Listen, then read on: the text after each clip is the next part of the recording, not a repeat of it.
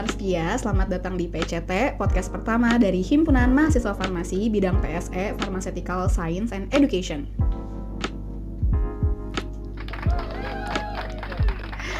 Saya sangat senang bisa menjadi podcaster pertama kali yang bisa membawakan podcast dari Farmasi UPN Veteran Jakarta. Nah, kali ini kita sudah kedatangan dari tamu-tamu yang sudah keren, yaitu angkatan aktif dari mahasiswa Farmasi UPN Veteran Jakarta dari 2021. Ada Bang Revian. Halo. Halo Bang. Halo Bang. Dari 2022 ada Kayla. Halo. Halo Kayla. Dari 2023 ada Alisa. Hai. Halo Alisa. Nah, kali ini kita akan membahas tentang pengenalan farmasi nih. Dari topik yang akan kita bahas kali ini sudah jelas banget bahwa kita akan membicarakan tentang farmasi dari awal banget. Nah, kalau misalkan dari 2023 sendiri, Alisa, kira-kira kamu pengenalan untuk masuk farmasi itu gimana ya? Kenapa kamu mau masuk farmasi? Kalau alasan aku masuk farmasi itu awalnya dari waktu zaman COVID tuh. Kan itu lagi marak banget berita tentang tenaga kesehatan yang lagi muncul-munculnya. Terus aku lihat ada satu tenaga kesehatan yang rasanya tuh nggak terlalu kesorot, tapi pasti perannya besar banget dong.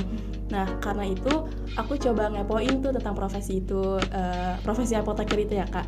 Terus aku coba cari-cari gimana sih caranya biar aku bisa jadi apoteker. Ternyata langkah pertamanya adalah jadi mahasiswa farmasi. Itu Kak, garis besarnya. Keren banget. Keren banget.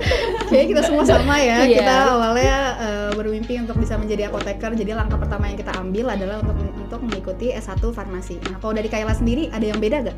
Sama sih, cuman jujur aku agak malu ngedengar alasan masuk Ale ke farmasi karena minder gitu ya. Aku masuk ke sini sebenarnya agak tidak sengaja.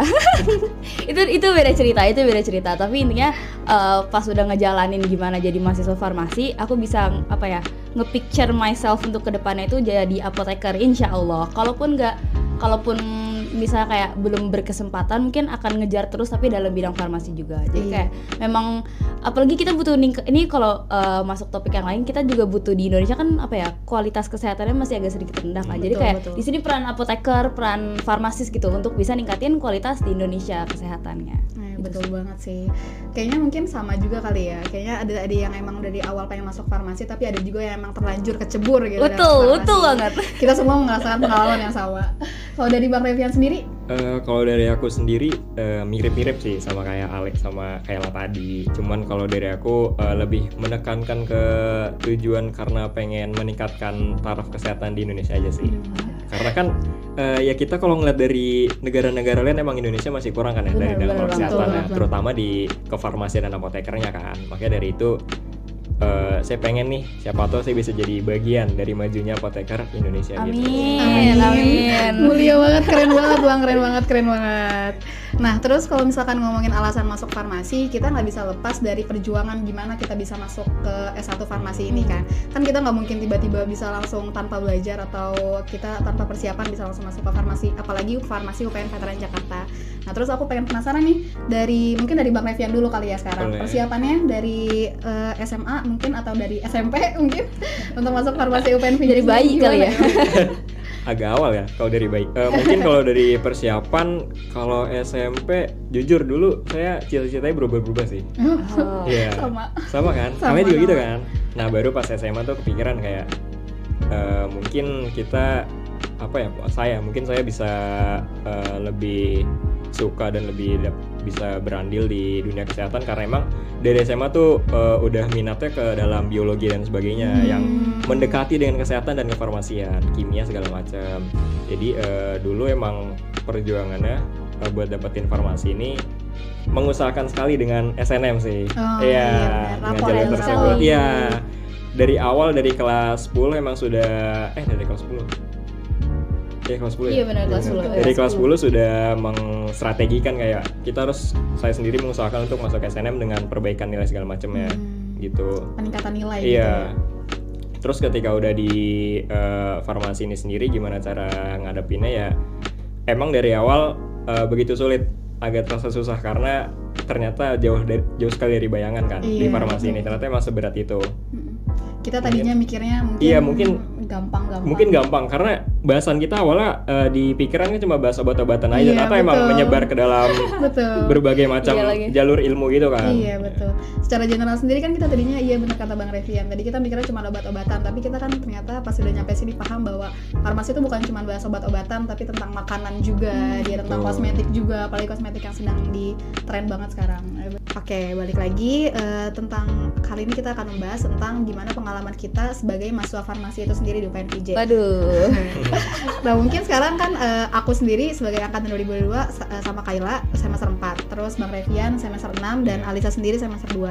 Nah mungkin pengalaman-pengalamannya mungkin dari Alisa sendiri mungkin belum banyak, tapi kita coba dengerin dari 2022 dan 2023 tentang pengalaman-pengalaman semester 4 tentang matkul-matkul apa aja yang udah dijalanin dan kira-kira apa yang paling berkesan dari matkul-matkul yang udah pernah kita dengerin atau udah praktikum yang udah pernah kita jalanin. Mungkin dari Kayla?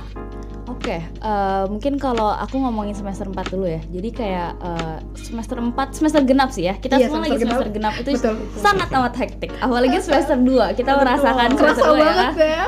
Cuman sekarang semester 4 dibandingkan semester 2 nggak terlalu gimana. Cuman kalau emang dibandingkan semester 3 atau semester ganjil emang lebih parah dibandingkan semester ganjil gitu. Cuman so far masih terkendali ya. Karena pertama kita banyak libur. Mungkin hektiknya itu karena banyak libur jadi banyak kelas pengganti. Yang lain juga kan? Iya betul. Iya kan? Jadi itu susahnya gitu.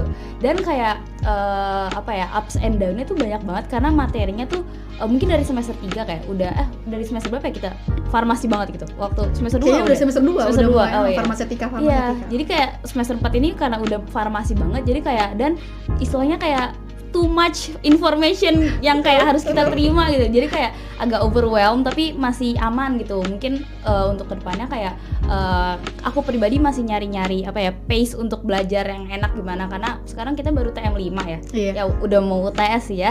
Tapi kayak aku masih nyari-nyari pace itu tapi pelan-pelan bisa lah insyaallah gitu. Iya benar, semester genap ya, semester 1 IPK turun. Jangan dong, jangan. Kita aku kemarin gitu soalnya pengalaman, bicara dari pengalaman. Nah mungkin dari Bang Revian sendiri tahu gak sih kita ada perubahan kurikulum untuk dari kan kalau misalkan batasnya sampai 2022, dari 2023 sendiri ada perubahan kurikulum. Jadi kayak mungkin ada perbedaan pengalaman gitu ya dari yang dialami dari semester 2-nya 2023 dan semester 2022 yang kita alamin semuanya. Kalau perubahan kurikulum tahu, cuman kalau detailnya sih masih agak belum tahu ya. Mungkin kalau dari 2023 mau jelas mau kerasa banget Bang. Mau menceritakan. Jadi kalau dari angkatan 2023 karena perubahan kurikulum ini sejujurnya di semester 2 tuh belum kerasa banget mahasiswa farmasinya. Beda ya ternyata. Kamu belum ngerasa karena matkulnya masih seputar kimia organik, ada matkul anatomi, fisiologi sekarang. Betul. Terus perubahan kurikulum ini jujur struggle banget buat kita angkatan 2023. Karena kadang kalau kita mau reach out kakak tingkat kita tuh juga kadang masih beda pengalaman dan kadang ada yang belum belajar atau lagi belajar. Betul. Tapi sumpah kurikulum sekarang tuh udah beneran terorganisir dengan baik. Maksudnya kayak kita tuh di babak belur di semester 2, sedangkan kalian tuh alhamdulillahnya kayak masih santai. Iya, bukan dalam artian masih santai ya, masih kayak emang dibuat bisa lebih bernafas lah gitu, ya. Dibuat bisa lebih bernafas karena udah terorganisir dengan baik dan kayak emang udah pack gitu loh. Jadi kayak tahu harus apa ini tuh kita babak belur banget. Betul. Tapi bukan dalam artian kurikulum kita jelek gitu. Maksudnya kayak karena emang kita kan baru dari semester 1 ke 2 upscale banget lah gitu. Kayak semester 1 kita masih bisa nggak apa-apa, kalian masih semester 1. Pas semester 2 praktikumnya 5 praktikum kita. Kita cuma 3 alhamdulillah. Mungkin bisa diceritain Bang pengalaman apa semester 2 gimana? Sama-sama 5 praktikum. Sama-sama dulu kita 5 praktikum. Boleh, kita ceritain semester 2021 dulu ya. Jadi itu 2021 dulu 5 kan sama ya? Kita sama. Apa aja sih dulu? Ada farmasetika, terus botani, terus sama farmakologi, apalagi? Farmasi fisik sama ansrum ya. Nah, itu praktiknya 5 kan? Jadi itu dulu 21 kenapa kita susah semester 2-nya karena pas semester 1 kan kita online ya. Oh, benar. Kita masih Covid-nya. Oh iya. Semester 2 pun kita offline-nya enggak seluruhnya offline. Kita cuma yang praktek doang, yang offline. Nah, di situ tuh baru kerasa kayak kita baru masuk kok udah tiba-tiba 5 praktikum nih. Gitu. Ya kan? 5 praktikum. Apalagi farmasetika yang suruh nyulis jurnal kotor, jurnal besi ya kan. Betul. Itu sampai begadang malam-malam gitu. Wah, asli. Kayak tidur 2 jam, 3 jam itu udah alhamdulillah banget buat kita. udah itu 2-3 jam tuh udah hitungannya bagus banget ya, sehat banget lah ya buat untuk semester 2 tuh. Iya, aku sendiri nggak ngebayangin dulu 21 online langsung betul. Online ke offline terus langsung praktikumnya langsung 5 jebret gitu. Kalau kita kan dulu mungkin karena teori jadi kayak mungkin masih ada kayak dikit-dikit gambaran. Tapi kalau misalkan dari online kan iya benar. Itu benar-benar kerasa banget kayak anjir capek banget kayak gitu kan. Betul. Dan kita lebih nggak oke lagi karena habis praktikum yang offline ini kan kita teorinya online terus praktikumnya offline, kita ujiannya tuh offline semua. Itu yang lebih menantang. Kalau semester itu online. Full online ya? Iya full online.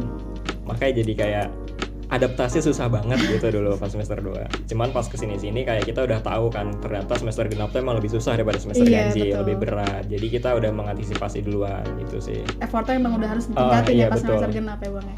Alisa sendiri kepikiran gak kalau kayak gitu? Jujur belum kepikiran. Masih maba, masih wajar maba.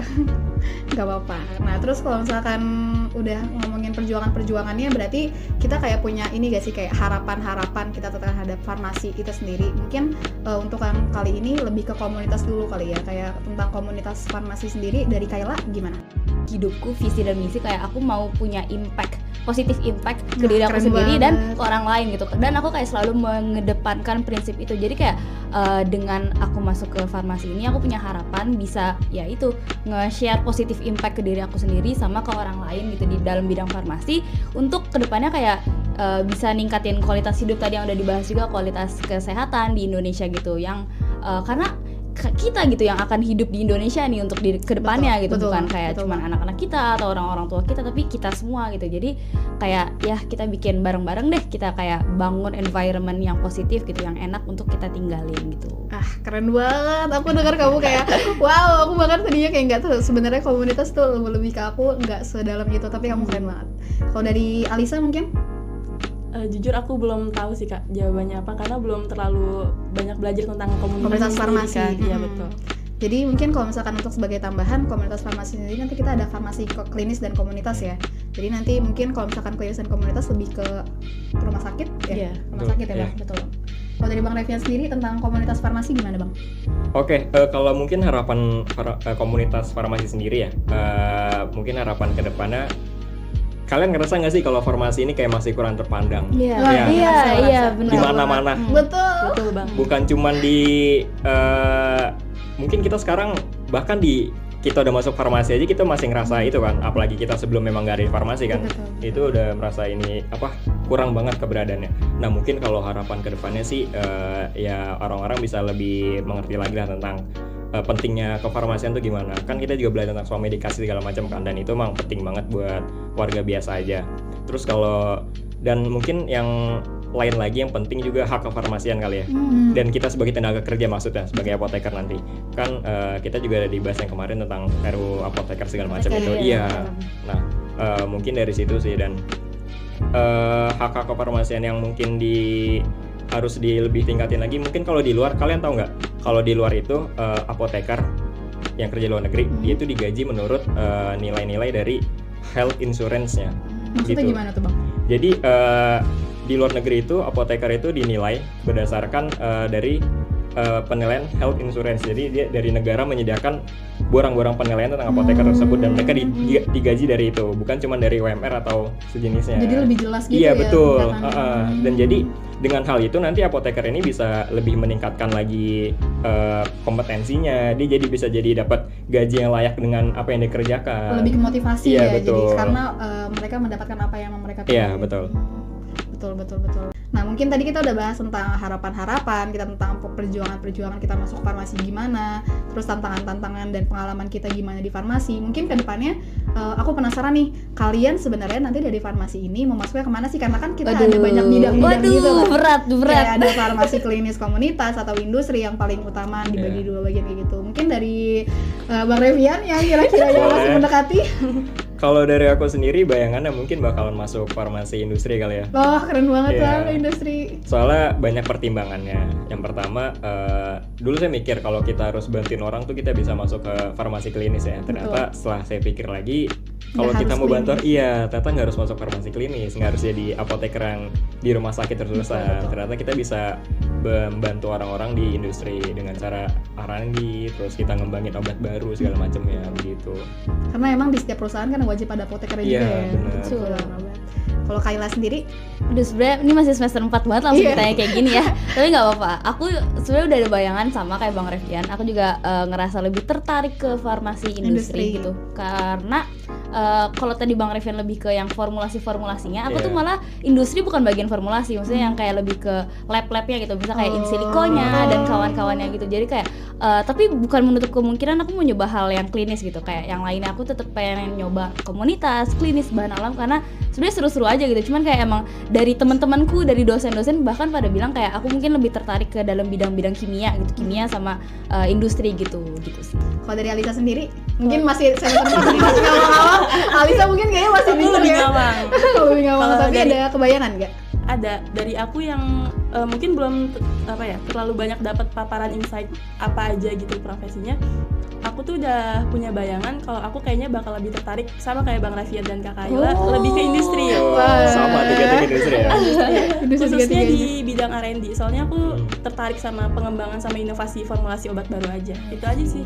Wah, ini tiga-tiganya industri nih. Mungkin kalau misalkan aku justru nggak lebih ke industri ya, ini 3 lawan 1 nih aku klinis dan komunitas. Aku justru lebih pengen di apoteker karena mungkin salah satu ini agak sedih sih.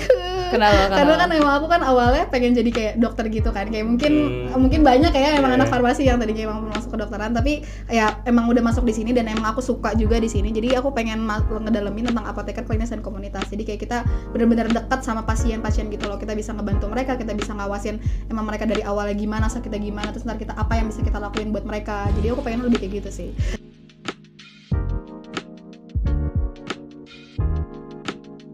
Emang kalau di semua bagian farmasi juga kan sama-sama setara juga kan, sama-sama emang sesuai sama minat kita aja. Nah mungkin itu aja pembahasan podcast kita kali ini. Dari Alisa ada kesan-pesan tentang hari ini, tentang podcast kali ini? Kesan-pesannya aku nggak nyangka aku bakal dapat insight sebanyak ini dalam waktu yang singkat. Betul. Habis dengar pengalaman kakak abang semua. Oke, dari Kayla? Aku suka sharing pengalaman gitu. Maksudnya kayak ngedengar orang-orang sharing pengalaman karena kayak kita ngerasa seperjuangan nih gitu. Kayak kita nggak sendiri gitu. Jadi kayak seru gitu sharing dapet insight baru dan lainnya gitu. Oke, dari Bang Revian? Mungkin kalau aku juga sama kali ya. Ternyata aku juga baru tahu ada orang yang seseneng ini dalam farmasi ya, selain aku ya. Jadi kayak ngerasa ada temannya. Relate banget ya sama hari ini ya Bang ya membahasnya. Nah keren banget sih. Makasih banget buat kalian semua. Makasih tadi Bang Revian, makasih Kayla, makasih Alisa. Dan mungkin nanti kita akan lanjut ke podcast selanjutnya dengan materi dan narasumber juga yang baru, podcaster dan narasumber yang baru juga. Kali ini aku cukupkan. Terima kasih. Bye. Terima kasih.